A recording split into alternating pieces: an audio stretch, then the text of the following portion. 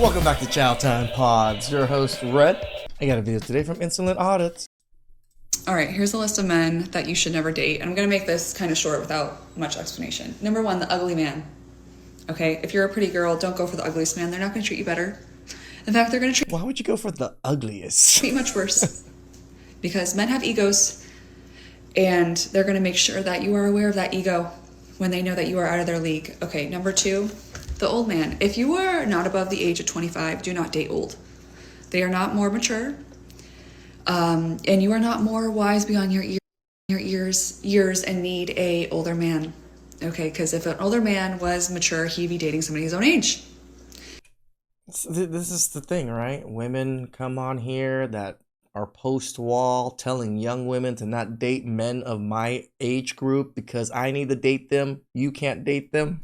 Number 3, tall men. Tall doesn't, they never did anything to get that height in True. their life. Okay, tall doesn't mean anything in this world except they're tall and attractive looking. They're usually very boring, actually. Yeah. Number 4, the man who's always working on themselves. Okay, that's code for I'm broke. Okay, they're broke. Number 5, they have a bad I'm working on myself. Am I a brokey? relationship with their mother. Those men are cheaters. And there Run! DMC! I love my mother. seems to be no sign of intelligent life The anyway. women who are done with men, can't stand men, are just sick of their shit and have resigned themselves to not dating anymore. And I'm not talking about in a temporary way, like pulling themselves off the market so they can find themselves. I'm talking about they have looked at the dating market and they're like, you know what? Probably not going to happen for me. Kind of done. They have some of the highest sense of self-worth. Because for you to realize your worth and then to survey all of the options that are in front of you and to respond to that with, I'm good. That's high self-esteem. That's what self-love looks like.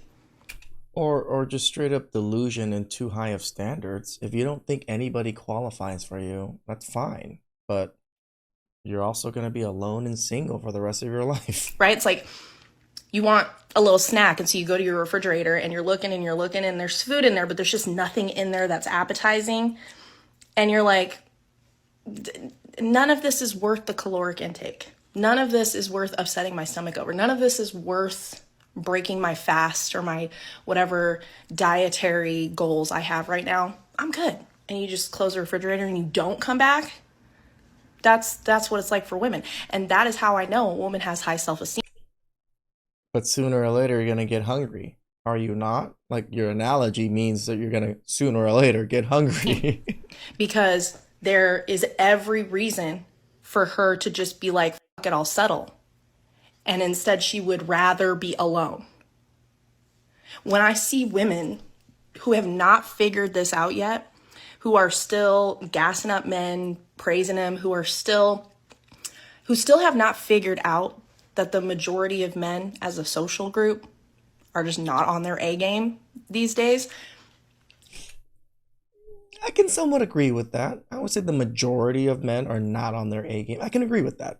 And they're trying to convince women that they need to do this or that or whatever in order to get one. I'm just like, oh, honey, you still haven't figured out your worth, have you? Like, that is the mark of not having figured out what you are worth yet as a woman, as a human. As you think your worth, do you qualify for what you want? You don't. So no, you're not worth that. That's how I know when I talk to people. And I'm even talking about women who are in relationships. I meet women who are in relationships who are like, yeah, men suck. This one's all right. He can stay around for now. Fuck around and find out, though. So you're just using him for now for resources instead of actually wanting to be with the man. But, you know, like, those women have realized their worth, even in a relationship. That's how you know. She's going to sink, Captain.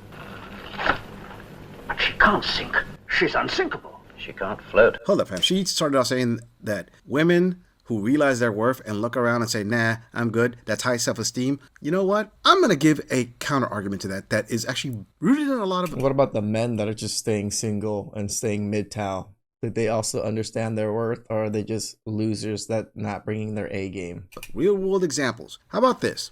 Something that I have said, and many other channels like myself have said this in the past. Women tend to overestimate themselves in the market. How do we know this? Because 70% plus of all divorces are put in by women, and the majority of those women who go into the dating market are the ones who make up these videos of complaining about men in the dating market who don't want to date a single mom, who will not propose to a woman who has a divorce history because they believe that they're going to end up divorced and lose half their stuff, who can't get the men that they believe that they qualify for. If you add it all up, it's because you miscalculated your worth. You believe that you are 2, 3, 4, 5, 6 levels above what you really are. 4s, we believe they're 9s. So women saying, oh, you know, I'm good because the dating market sucks because everybody else sucks. Yeah, it's amazing. All the men in the dating pool suck.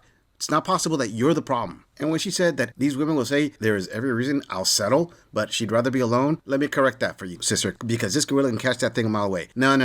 It's not, okay, I'm not going to settle. I'd rather be alone. No, it's you couldn't get the men that you wanted. You were left with the men that were at your level, but you refused to accept that they're at your level, and you insist that you are 2, 3 levels above that. And the men who are 2, 3 levels above you that don't accept you, well, they're wrong for not accepting you. So you're going to say, I'm going to stay alone. No. It's not that you're going to stay alone. It's the men you want will not accept you. So you're forced to be alone or accept men who are at your level. But you believe that somehow, some way, being a divorced single mom of 2 with 2 different baby daddies, living off alimony and child support, qualifies you for a millionaire Chad/Tyrone. This isn't about you going to the fridge and saying, hey, I don't want these snacks. I mean, there's a lot of Chads and Tyrones out there, just not all millionaires. This is about you saying, well, offer me lobster, offer me marlin, offer me the top food so I can reject it because I want that ego boost. Nah, sister, you're looking at potato chips and 2-week-old stale fries. That's what you got to choose from. Moving on. My hottest piece of dating advice ever is the Thank You More Please challenge.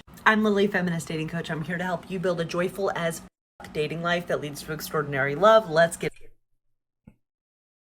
You're a dating coach? Right. into it. If you fundamentally do not believe that what you want exists, or you are afraid that what you want does not exist, or you have been stuck in a string of mediocre bad dates and relationships, then this is for you. Feeling hopeless sucks, and it's a feeling, not a fact. And when we feel hopeless, it is more difficult. Like, the more I watch this lady, women take advice from her as a dating coach? Really? To feel motivated to put ourselves out there and to ask people out and to engage in bringing your desire for the right relationship to life. So here's how to actually build the feeling and experience of hope in your dating life. It's with the Thank You More Please challenge, and you can do it today, right now. So number 1, acknowledge where you're at currently, acknowledge what thoughts are happening in your brain, and then it's time to do a both and. This is not to negate the difficult experiences that you've had with toxic positivity. No. This is to really ground yourself in the both and of like, yeah, my brain doesn't believe it yet, and I'm going out there to search for evidence that it does exist. So for 1 week, or just for one day, like literally just start today, go out into the world and look for slivers of evidence that what you want exists. You can They're going to be looking into another dimension. Start really, really small. What if a cute human passes you on the sidewalk? Say, thank you, more please. If you make eye contact with a cute human and you share a smile. This is like a whole manifesting thing again, isn't it? Say, thank you, more please out loud after you pass. If you have a flirty interaction with your barista or your coworker, I don't know, say thank you, more please out loud. Getting in the mode of thank you, more please brings your brain into the awareness that there is evidence, even little bits of evidence that what you want exists in the real world. The more evidence you gather, the more you are winning. I mean, just because there's a hot guy, a rich guy, and all these guys that exist doesn't mean that it all exists in one person. At the Thank You More Please challenge. And I don't want to hear the evidence doesn't exist. There's no evidence, because there is. There is. Your brain is in confirmation bias mode. It is very used to protecting you. It has been protecting you for many, many years. Thank you for helping us survive. And I'm going to do the Thank You More Please challenge to actually build hope and evidence that what I want does exist. So go do the Thank You More Please challenge and let me know how it goes. This challenge has helped my clients build so What clients? much freaking hope, so much freaking confidence. Is this how sad women are to have her as a dating coach? What? That what they want exists, that they stop settling, they settle proof their love lives. And it also gets you in the way of aligned opportunity, which is exactly how you are going to meet the love of your life. Okay, go do the Thank You More Please challenge. Bye!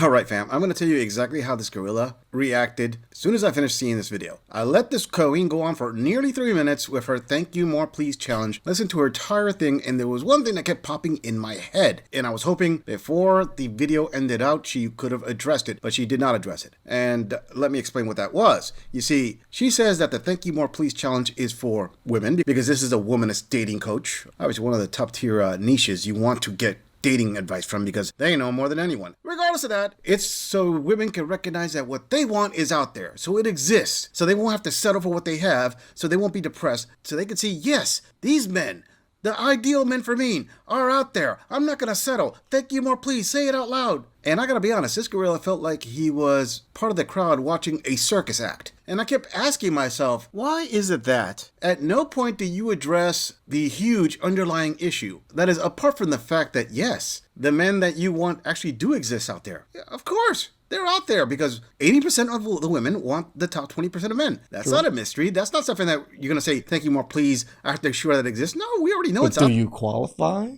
There. But the big underlying issue, the huge flaw of this whole thing, the chink in the armor, the crack in the windshield, whatever you want to call it, is just because you acknowledge that these men exist and you say thank you more please doesn't mean that you're gonna get them. This philosophy does not justify the man going to settle for you, because remember, it just makes them keep chasing after this delusion that they qualify for these men. Remember, if you're a 4 wanting a man who is an 8 and say thank you more please when you see him, why is the 8 gonna settle for you? Because this coach said don't settle for less. Say thank you more please when you see better. Yes, but better would have to settle for you, and chances are better will not settle for you. The top 20% of men can choose from 80% of the women. So why are they going to choose you? If anything, this is going to make women a little bit more depressed. The advice that you should be giving women is, hey, you know what? Go to somebody who's very blunt, who's going to give it to you straight, and ask them to tell you, where do you fall in the totem pole? How high or low are you? And 9 times out of 10, this is usually a guy who doesn't care about hurting your feelings, who's going to tell you it. And they'll shoot at you straight. Hey, you know what? Guys like us feel that you're a 7.5, but you actually are a 5. You are a mid. I mean, straight down the line kind of mid. And you want an 8. Now, will you get an 8 in your bed? Yeah.